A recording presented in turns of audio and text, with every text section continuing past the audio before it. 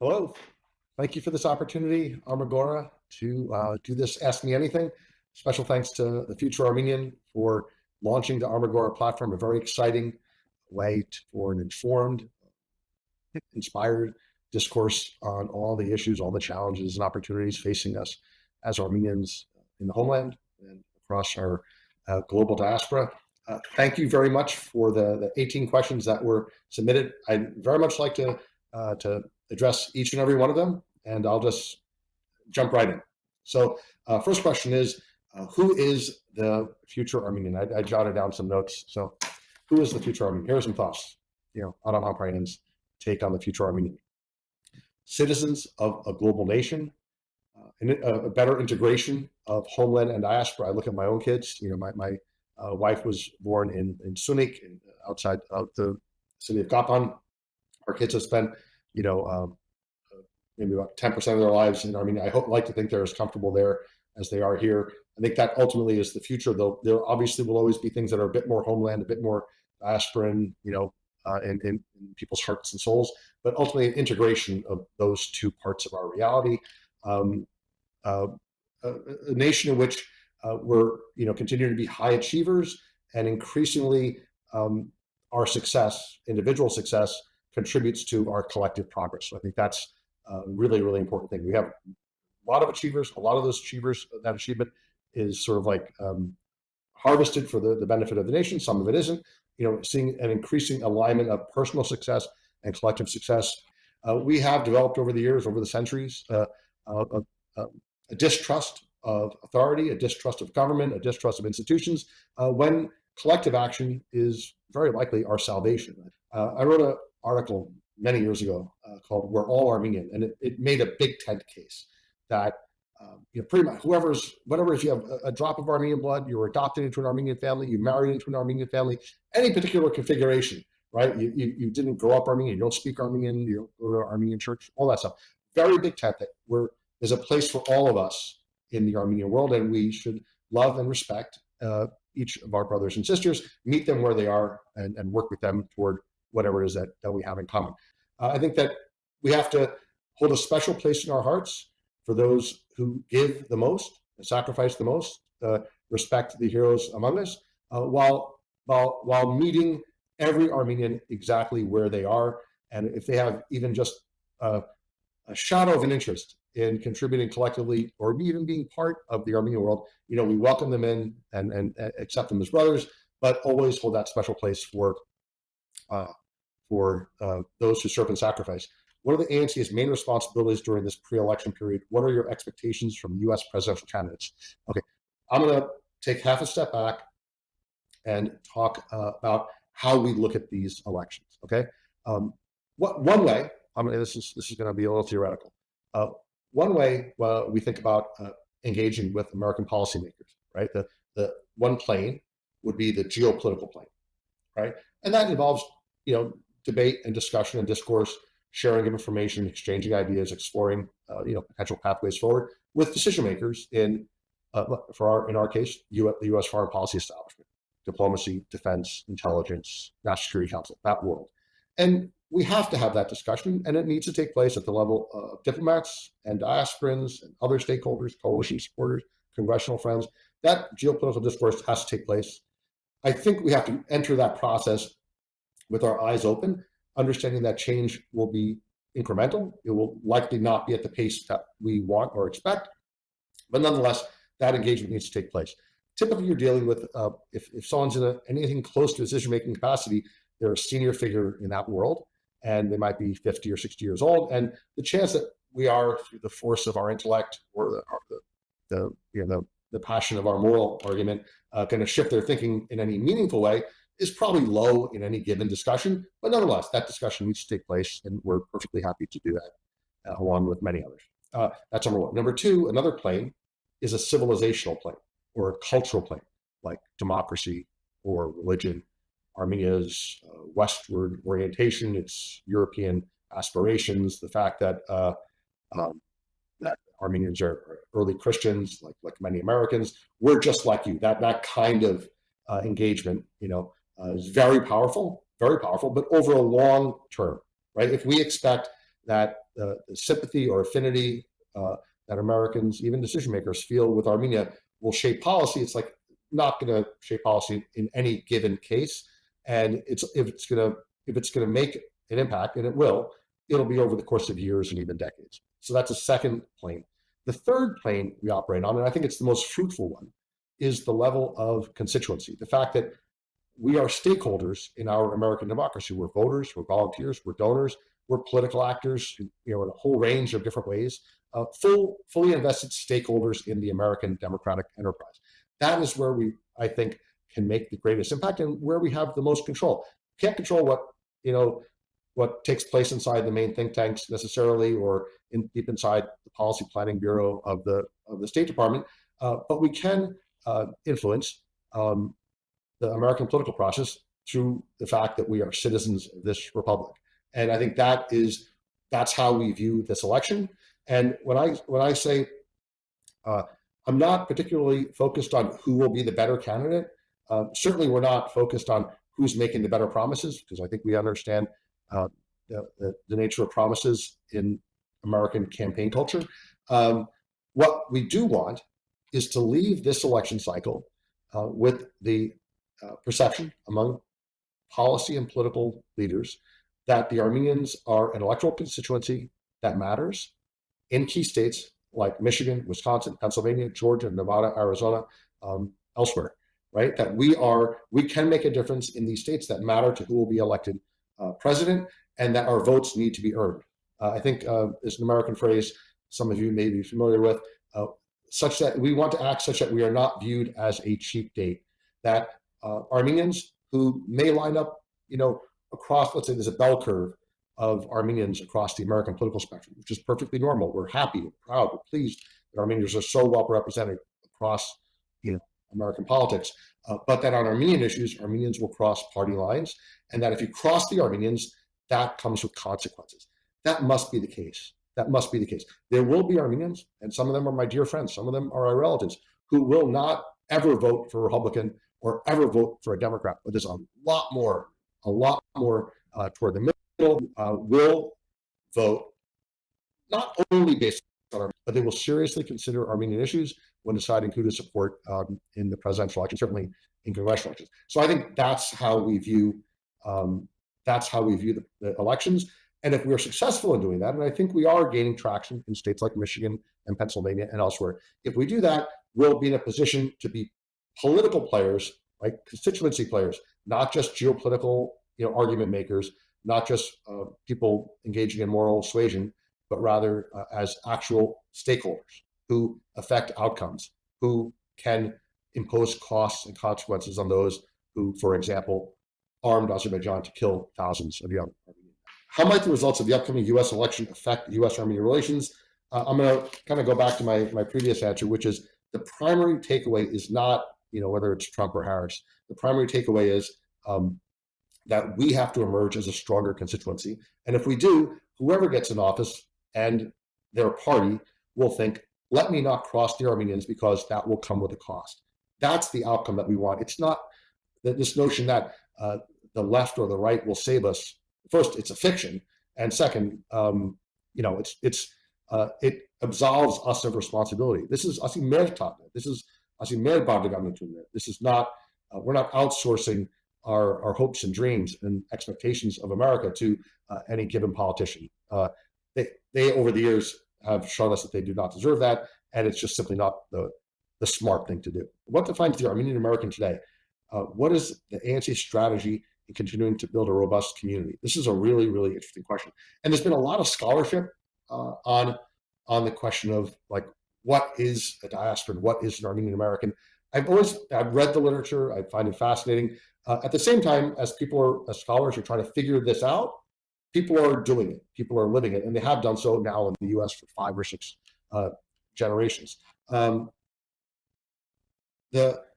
would say that the keys to Armenian Americans today, at least as far as advocacy is concerned, fall into 3 baskets, or 3 necessary conditions, more precisely. 3 necessary conditions. The first is Armenians in America who care, right? Who in their heart feel some passion or longing or devotion to being Armenian and, preserving our place among the family of nations. That is something I wish the ANC could take credit for, but it's not. It's that doesn't start with groups like us. That starts in the home with the parents, grandparents, aunts and uncles. Very often the church is involved, a pastor, a Sunday school. I teach Sunday school here at Surpach. It's one of my favorite and also most humbling experiences of the week. There's supposed to be friends, relatives, organizations that cultivate that spirit. And then typically as teenagers, we start interacting with them, and then we face two more challenges. So the first is, do they care? That's up to others. We think our community actually does a spectacular job of producing devoted Armenians. The second is, do they know what they might do politically, right, in terms of advocacy?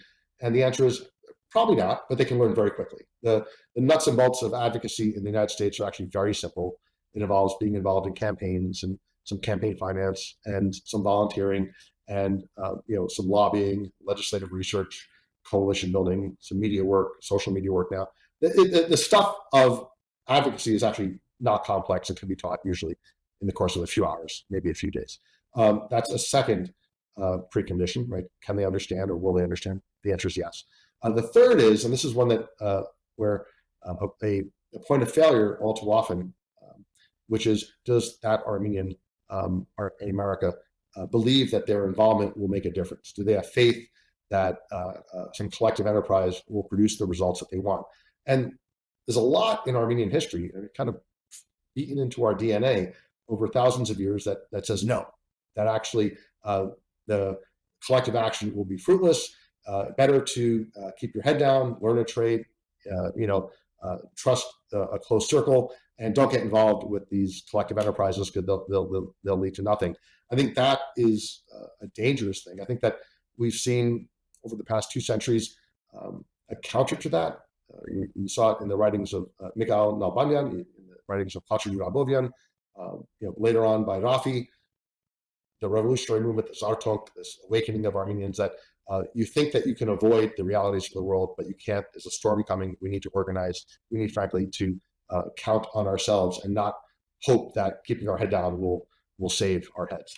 That, I think, the shift that we need to see, and we are seeing, is one toward more ownership of being Armenian, like being the landlord of the Armenian house, not a tenant in somebody else's house. And part of that, I think, an important point, and this speaks to the work that we do as ANC, is being very careful never to outsource our cause. And I say that like in the context of this election. The idea that we would place our hopes in a Donald Trump or a Kamala Harris to advance our cause is, again, not smart, not moral, unrealistic, and absolves us of the responsibility that we need to take upon our own shoulders. What does ANC do to support the illegally imprisoned Armenians in Baku? Very high priority for us.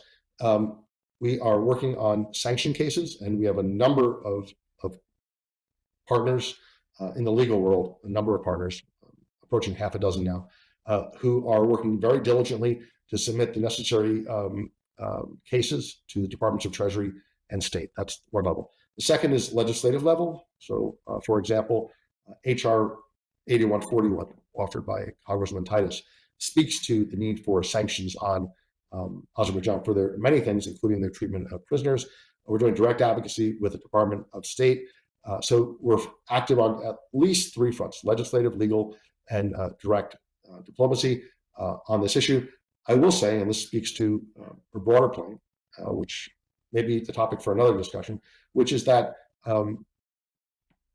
Yerevan's approach to issues, certainly post-2020, has set a soft ceiling of sorts on how seriously Armenian issues get taken in Washington.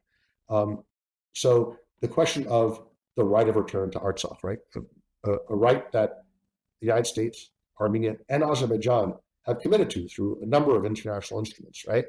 That's not, you're not going to hear a lot about that, in fact, anything about that from Yerevan, but you will hear about it from us. But that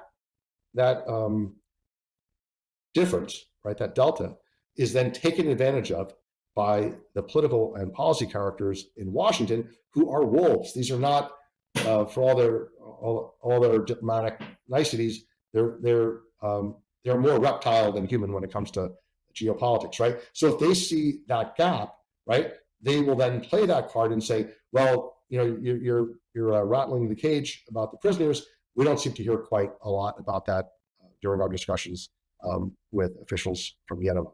And that is a handicap. And what we take from that is that we just have to work that much harder to get the prisoners out.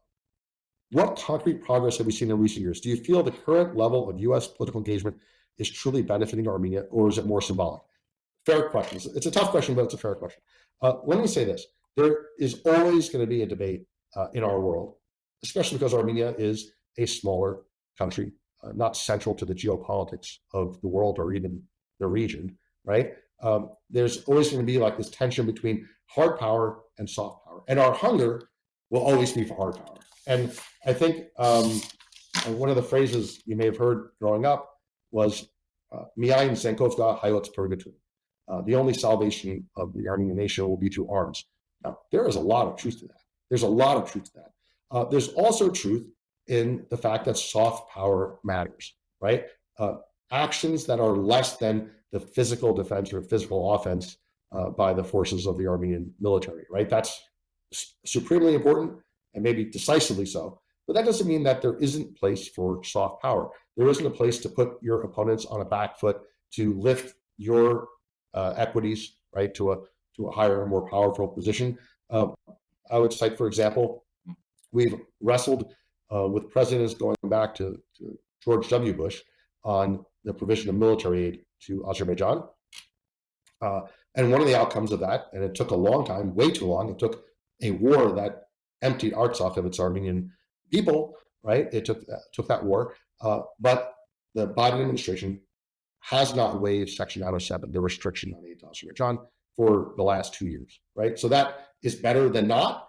We're not satisfied because it's a unilateral action taken by the administration that they can reverse on a moment's notice. We need to see that written into law, established as statute. But that's an example of how you can make a difference. It's never going to be what we want, and it's not in the realm of hard power, but it's the type of deliverable that you can get through good advocacy. Do you think that traditional approaches in supporting Armenian Artsakh taken by diaspora organizations are relevant today? That's a really good question. I think everyone in the Armenian world, homeland, diaspora, anyone else,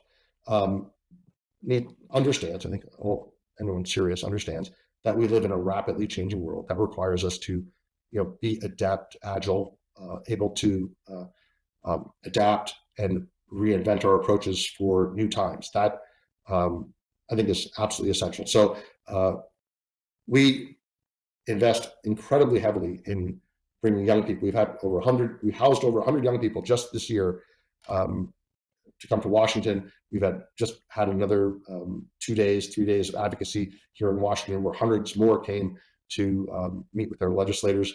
A great number of them very young, let's say 18 to 25.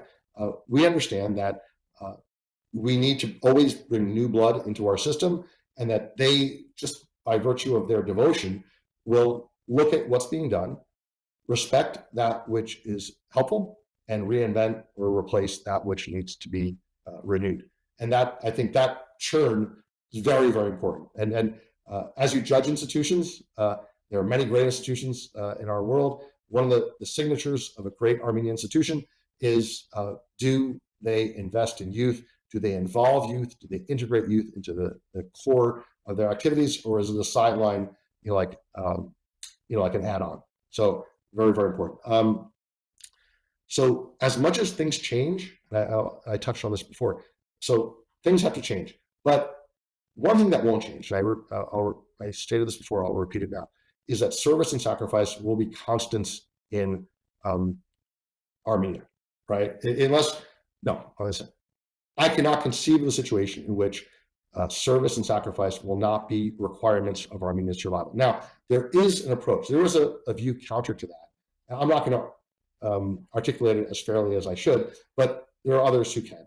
And they hold a view that, that Armenia can transact its way to a stable peace, a stable equilibrium with its neighbors, and that might involve concessions of land or sovereignty or security or corridors or some set of equity, some set of concessions can be made, and that those good faith concessions would be reciprocated with other good faith concessions, and Armenia and its neighbors to the east and west would then coexist in some stable equilibrium, at least for some period, and that is the path forward.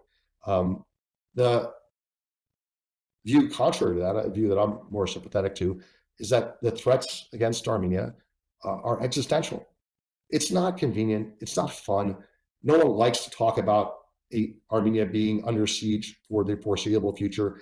The prospect that our children and great grandchildren and farther down the line are going to deal with hostile neighbors who, frankly, have existential aims to eliminate us from that part of the world. That's not going to win a popularity contest, but I think it's the truth. Is the diaspora's political influence declining? Right, you see the question there. Is it declining? Do you agree with this assessment? I'll give a very quick answer. I happen to be, I work here at the ANCA I joined the Armenian Revolutionary Federation as a young man. It's been a very, very important part of my life. And one of the things I've enjoyed reading, and now I'm 58 years old now, so this has been close to 40 years, is one of my favorite literary forms is the obituary of the ARF, that this particular nationalist model is a dinosaur and it's destined for the junk heap of history. And there's very much of that. I see that quite a bit. It's hasn't borne out yet. We've been around 130 years. You know what? I make no predictions for the future, but if I'm around in 25 years, let's do another AMA. I will talk to you about. And if I'm wrong, people can tell me I'm wrong. I think that the approach we have and the influence that we've generated have been valuable to our nation and are respected as such. And I think we have a very important place in the Armenian political landscape. So the question is, how can we ensure our relevance? And the answer is by working hard, standing on our work, and letting other people judge for themselves. It's not what we say about ourselves that matters. It's what the Armenian world has to say about us. How does the ANC plan to address this contradiction, the contradiction between U.S. support for Armenia and its military relationship with Azerbaijan? Okay, that's a question. And I will be, thank you, Christine, for that question. I will draw a very sharp line here, a very clear litmus test. Folks, including here in Washington, who claim friendship with Armenia, but will not hold Azerbaijan accountable, will not deter renewed Azerbaijani aggression against Armenians, are not friends, period. And we should call them out as such. I cannot imagine a circumstance in which somebody could say they're friendly to Armenia, toss a couple of dollars toward Armenia, send flowers to the funeral of the people and homeland of Artsakh, but yet do nothing to hold Azerbaijan to account and then say they're our friends. That is the very definition of a cheap date. That is the very definition of cheap date. We've been in this country, as I said, for 130, no, our organization's been here 130 years, our community's been here much longer than that. Armenians first arrived actually 500 years ago, but in large numbers over the last 150 years in this country. We've contributed in every aspect of American political life, and the idea that someone can then say, we're a friend of Armenia, we won't put a leash on Turkey, we will not put a leash on Azerbaijan, but we're your friend. Guess what? They're not our friend, and we have to have the courage to call them out. We're not obliged to look down at our feet and mumble something when people lie to us in that fashion. We owe it to ourselves, our ancestors, our future, our homeland, to call out those types of lies. So we are not, and will never allow ourselves to be a cheap date. We will not let photo opportunities or a seat at the table substitute for the actual accountability that we deserve. That America should, just as a matter of principle, some believe the U.S. sees a unified Turkey-Azerbaijan alliance as necessary to counter Russia and Iran. Okay, good question. What is your honest view of this perspective? I think my default setting is honest, so I'll just answer it honestly as I have, I think, prior to this question. But I'm a little cynical on this. I've been in a couple of rodeos on this subject. I will say that the folks who run U.S. policy, not the American people, certainly not a lot of our friends in Congress, but those who've risen, in their 50s and 60s to some high reach of U.S. diplomacy or defense or intelligence, they will advance their Russia and Turkey and other regional policies down to the last Armenian, down to the final measure of Armenian soil and sovereignty. And they will do so without losing a moment's sleep. They will do so without losing a moment's sleep. That reality must be understood. It must become part of our political culture. That the idea that, somebody high up says something nice, pats the Armenians on the head, and therefore deserves our support, sets an extremely low bar. An extremely low bar. Policymakers are treating Armenia, as I said, as a derivative. It's a derivative of other larger policy sets, and maybe that's impossible to change. Maybe it's avoidable. We can work in that space, but we certainly shouldn't cheerlead it. Certainly shouldn't endorse it. So very clearly, there's a very cynical view of Armenians in the city. How might we advance? How might we be manipulated to advance some other set of regional priorities? That's not good enough. That's not good enough. My favorite question.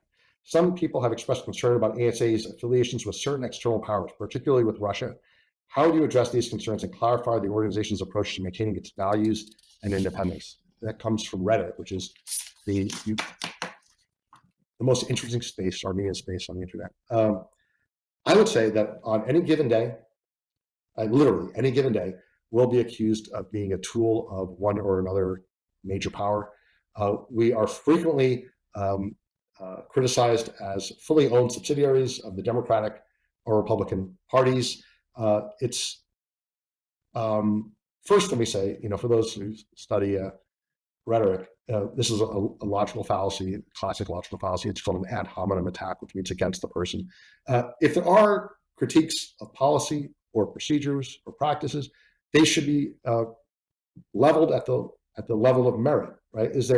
Are there things that we've done that are bad or wrong or counterproductive or destructive, right? That's a very fair way to engage. But to just say you should not be listened to because you are affiliated with A, B, or C, it's a logical fallacy, and I think it's a lazy way to argue. But more fundamentally, okay, I'll say it this way because I only have a few minutes left. I will say to all these criticisms, domestic and foreign, the fact is that we do take sides, and we're very clear about the side that we take. We take the Armenian side. Somebody in this world, somebody in this country needs to take the Armenian side. There'll be plenty of people to fight the battles for these great powers. They're very large powers. They have nuclear weapons. They have billions and trillions of dollars in resources, right? They'll do fine. The Democratic Republican parties will do fine. They have tons of money, a lot of support. One way or another, they'll do just fine. That's not certain when it comes to Armenians, right? Our kids, our people wake up in the morning wondering whether or not Armenia will last the week, right? That is very different than almost any country on the planet. It's certainly different than these major powers, certainly different than the political forces that shape the American political landscape, right? Somebody's got to be the one, and we are proud to help contribute to that, that says, Armenia is going to be our North Star. Why in 80 years of operation has the office not prioritized the hereditary rights of the Armenian people? Additionally, why have issues of patriotism and compensation not been central to the office's activities? Actually, I'm going to say, well, first of all, we've been around more than 80 years. We've been around 130 years under different banners here in Washington and New York and Boston, later in California. Actually, I think we've led the struggle for Armenian rights in pretty much every arena, whether it's Western Armenia or Artsakh in the East. I feel like I'm sure there are others who wave the flag of Armenian patriotism, and we love and respect them, but I think we're right up at the front of the parade on that one. And as we've been called many things, unpatriotic, I don't think is one of them. Last question is a great question. You have received a call from Aram Hamparian from 2041. What would you ask him? I would only ask, what should we have done better? What should we have done differently? how might we have served and sacrificed in a more effective way to hand off our Armenian world to our kids and grandkids in better vijag, a better situation than what we inherited. That's pretty much a lot. Like what wisdom, what knowledge, what insights could an older Hamparian, share with a younger Hamparian? Although I'm not very young, but yeah, if that I had that opportunity, I'd just have a long list of questions of, how could we have done better? How could we have done better? Each of us have a bardaganatun. We have a responsibility, and that stretches backward, right, to the far reaches of our history, but it also stretches forward to generations that we won't see. We're, figuratively planting trees today whose shade we will not sit under. So I think that would be my approach. I think, friends, I think I'm coming in under 1 hour, which I strive mightily to do. But I can't thank you enough for this opportunity. I think Armagora is a great new platform. It's one that I want to see a lot of Armenians join, to have debate and discourse. It's actually a good thing. In a sense, it's a political thing. I mean, you think about the Greek roots of the word political. It's like the efforts of many, right, to kind of work together. That's actually a good thing. And this can be like Armagora has Greek roots as well. It can be that place where we come together and have discussions, and that's a good thing. And if we disagree, that's normal. And if we can find areas of common ground and consensus, even better. But we're not going to get there. We're not going to get there without discussion and discourse and debate and airing out our differences. That's a very healthy thing. We need much more of it. We should not be afraid from it. We should run to the debate, not from the debate. So thank you very much, Armagora.